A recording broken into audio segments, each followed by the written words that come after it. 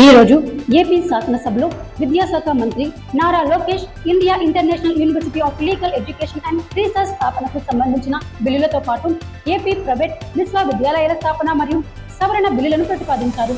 సభ ఈ బిల్లును ఏకగ్రీవంగా ఆమోదించింది.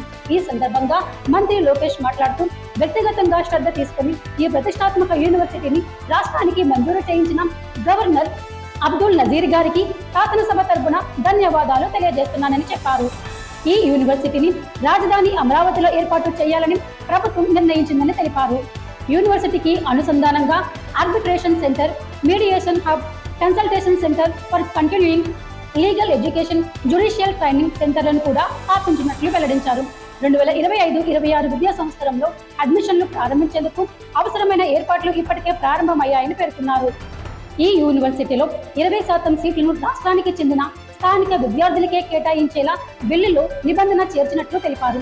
కేవలం లీగల్ ఎడ్యుకేషన్ మాత్రమే కాకుండా పీజీ, పీహెచ్డీ స్థాయిలో పరిశోధనలకు కేంద్రంగా ఈ విశ్వవిద్యాలయాన్ని తీర్చిదిద్దడమే కూటమి ప్రభుత్వ ప్రధాన లక్ష్యమని లోకేష్ గారు స్పష్టం చేశారు.